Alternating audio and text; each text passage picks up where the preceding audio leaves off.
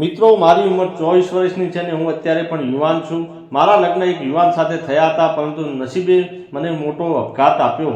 મારા પતિએ મને ઘરમાંથી કાઢી મૂકી અને એ દિવસ પછી હું સતત 3 દિવસ રસ્તા ઉપર ભટકતી રહી।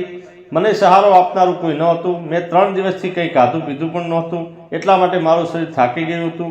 મારા અંગોમાં શક્તિ નહોતી। મને ચાલતા ચાલતા પણ ચક્કર આવવા લાગ્યા અને હું રસ્તા ઉપર પડી ગઈ। મને જ્યારે મારી આંખ ખુલી તો મેં જોયું કે હું એક નાની ઝૂંપડીમાં હતી। મારી બાજુમાં અંદાજે 70 વર્ષની એક વૃદ્ધ માજી ચૂપચાપ બેઠા હતા। તેમને જોઈને હું ચોંકી ગઈ ને તેમને કહ્યું, હું ક્યાં છું અને અહીંયા કોણ લાવ્યું? માજીએ મમતા ભરેલા અવાજમાં કહ્યું, દીકરા, તું ચિંતા ના કર, તું મારા ઘરમાં સુરક્ષિત છે। હું ખેતરેથી જ્યારે ઘરે આવતી હતી ત્યારે તને રસ્તા પર બેભાન હાલતમાં પડેલી જોઈ છે। હું અને મારો દીકરો તને અહીંયા લઈને આવ્યા જ છીએ। તેની વાત સાંભળીને મારી આંખોમાં આંસુ આવી ગયા। માજીએ મને સહારો આપી અને બેઠી કરી। પછી તે અંદર ગયા અને ખાવા માટે રોટલી અને શાક લઈ આવ્યા અને મને કહ્યું, દીકરા, પહેલાં પેટ ભરીને ખાઈ લે, પછી આરામથી વાતો કરીશું। હું ધીમે ધીમે ખાવા લાગી। તેના સ્વાદ ખોરાકમાં એટલી મીઠાશ હતી કે મારી આંખો ભીંજાઈ ગઈ। હું વિચારી રહી હતી કે આ માજી કોણ છે અને એમનો દીકરો કોણ છે જેમણે મને જીવનદાન અને સહારો આપ્યો। મારું ખાવાનું લગભગ પૂરું થઈ ગયું હતું ત્યારે ઝૂંપડીનો દરવાજો ખુલ્યો અને એક યુવાન આવ્યો। એ ખૂબ જ સુંદર હતો। તેને જોઈને લાગતું હતું કે તે ખેતરમાંથી કામ કરીને આવ્યો હતો। તેનું શરીર મજબૂત અને સુંદર હતું। તેની ઉંમર અંદાજે 30 વર્ષની હશે। હું તેને જોઈ રહી હતી। માજીએ તેને પાણી આપ્યું અને પછી તે મારી બાજુમાં આવીને બેસી ગયો। માજી પણ મારી પાસે આવ્યા અને મને પૂછ્યું, દીકરી, તું કોણ છે, ક્યાંથી આવી છે અને આટલી બધી ગરમીમાં કેમ ફરી રહી હતી? તેની વાત સાંભળીને મારું મન ભરાઈ આવ્યું। મારી આંખોમાં આંસુ આવી ગયા। હું તેમને ધીમે ધીમે કહેવા લાગી, માજી, મારા લગ્ન 3 વર્ષ પહેલાં થયા હતા। શરૂઆતમાં તેનો સ્વભાવ ખૂબ સારો હતો। શરૂઆતના વર્ષોમાં તેણે મને ખૂબ જ પ્રેમ કર્યો। તેણે મારી સંભાળ રાખી। તે એક સારી કંપનીમાં નોકરી કરતો હતો। બધું બરાબર ચાલી રહ્યું હતું, પણ ધીમે ધીમે તેની સંગત બગડવા લાગી। તે રોજ શરાબ પીવા લાગ્યો। તે ઘરે આવીને મારી સાથે ઝઘડતો। જે પણ આવક હતી તે દારૂ અને જુગારમાં વેફડવા લાગ્યો। અને એ સમયમાં એક છોકરીએ તેની નજીક આવી। તે છોકરી તેને ખોટો પ્રેમ બતાવી અને તેની પાસેથી પૈસા ઉઘરાવતી। મારા પતિ તેના ખોટા પ્રેમમાં ફસાયા। એક દિવસ તો તે છોકરી સીધી ઘરે આવી અને મારી સાથે રહેવા લાગી। હું બધું સહન કરતી રહી અને બંને મને અપમાનિત કરતા। ઘરના બધા કામ મારી પાસે કરાવતા। ધીમે ધીમે 3 વર્ષ આ રીતે પસાર થયા। મારા પતિ મને મારી પ્રત્યે કોઈ લગાવ જ નહોતો, તો ફક્ત તે છોકરી માટે પાગલ બની ગયો હતો। મને સંતાન સુખ પણ ન મળ્યું। એક દિવસ તે છોકરી સાથે મારે ઝઘડો થયો। તેણે મારા પતિને મારી ફરિયાદ કરી।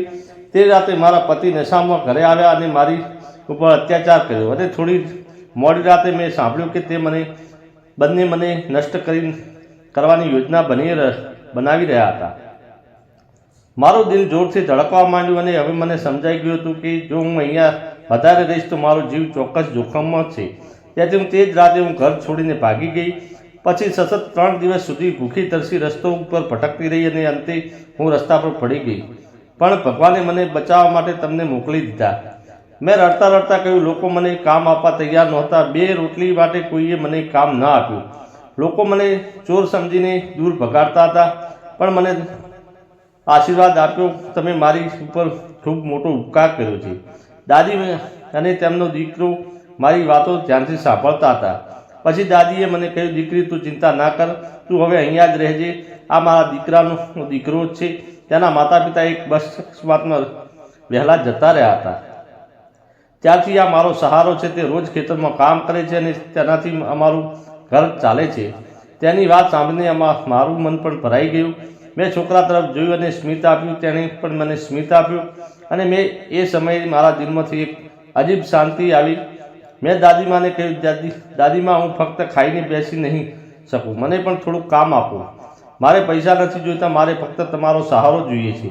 દાદીએ મારા માથા પર હાથ ફેરવ્યો અને બોલી, દીકરી, તું જેટલા દિવસ રહેવા માંગે છે અહીંયા રોકાઈ શકે છે। તેમની વાત સાંભળીને મારી આંખો ભીંજાઈ ગઈ। પછી હું અને દાદી રસોડામાં કામ કરવા લાગ્યા।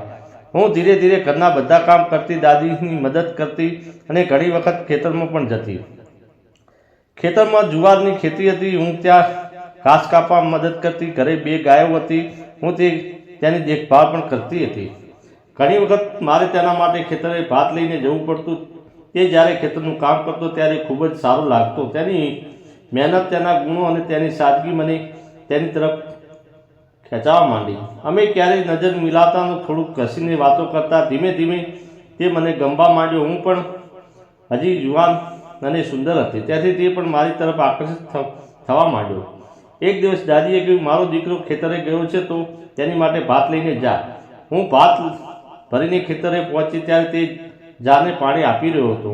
હું દૂરથી તેને જોઈ રહી હતી. મેં એને બોલાવ્યો અને અમે બંને આંબાના ઝાડ નીચે બેઠા. મેં ભાત ખોલ્યું. તે મારી તરફ જોતો રહ્યો અને કહ્યું, હું પણ ચોરીથી તેને જોતી રહી. ત્યારે તેણે કહ્યું, મને એકલા એકલા ખાવું સારું નથી લાગતું, તું પણ મારી સાથે ખા. મેં શરમથી ના પાડી, પણ તેણે કહ્યું, જો તું નહીં ખા તો હું પણ નહીં ખાઉં. તેનો આ નિર્દોષ આગ્રહ મને સચ્ચાઈ અને પ્રેમની ઝલક દેખાણી. પણ હું તેની સાથે ખાવા બેઠી. હું શરમાઈ ગઈ હતી. મારા ગાલ લાલ થઈ ગયા હતા. ત્યારે તેણે ધીમેથી બોલ્યો, આજે હું ખૂબ જ ખુશ, સુંદર લાગો છો. હવે તારે અહીંયા 2 મહિના થઈ ગયા છે. તને અહીંયા સારું તો લાગે છે ને? હવે તું આગળ શું વિચારી રહી છે? તે મને પૂછી રહ્યો હતો. મિત્રો, એક ખાસ સૂચના. આ વાર્તા સંપૂર્ણ રીતે કાલ્પનિક છે. તેનો કોઈ પણ પાત્ર, ઘટના કે સ્થાનનો કોઈ પણ જીવતા કે મૃત્યુ વ્યક્તિ સાથે સંબંધ નથી. આ ફક્ત મનોરંજન અને શૈક્ષણિક હેતુઓ માટે બનાવવામાં આવી છે. કૃપયા કરીને તેની વાસ્તવિક જીવન સાથે જોડશો નહીં. અને મિત્રો ધીમે ધીમે સ્મિત કર્યું અને કહ્યું કે મેં હજી કંઈ નક્કી નથી કર્યું, પણ મને અહીંયા બહુ સારું લાગે છે. તમે અને દાદી મારું ખૂબ જ ધ્યાન રાખો છો. મને લાગે છે કે હું હવે હંમેશા અહીંયા જ રહીશ. અહીં રહી જાઉં. અને મેં હિંમત કરીને તેને પૂછ્યું કે તમે લગ્ન ક્યારે કરશો? ત્યારે તે હસતા હસતા બોલ્યો, મારે લગ્ન તો કરવા છે અને મને એક છોકરી ગમે પણ છે. આવું સાંભળીને મારું મન દુઃખી થઈ ગયું. મેં ખૂબ જ મુશ્કેલીથી પૂછ્યું, કોણ છે એ છોકરી? તે થોડીવાર ચૂપ રહ્યો, મારી આંખોમાં ઊંડે સુધી જોઈ રહ્યો અને પછી બોલ્યો, એ તું જ છે. તેની વાત સાંભળીને મારી આંખોમાં આંસુ આવી ગયા. તેણે મારો હાથ પકડીને કહ્યું, તું મને ખૂબ ગમે છે. હું તને સાચો પ્રેમ કરું છું. શું તું મારી સાથે લગ્ન કરીશ? તેની વાત સાંભળીને મારા શરીરમાં ઝંઝણાટી ફરી ગઈ. મારા આંખમાં આંસુ આવી ગયા અને અમે બંને એકબીજાને સ્વીકારી લીધા. પછી અમારો પ્રેમ વધતો ગયો. આમ જ 6-7 મહિના જતા રહ્યા.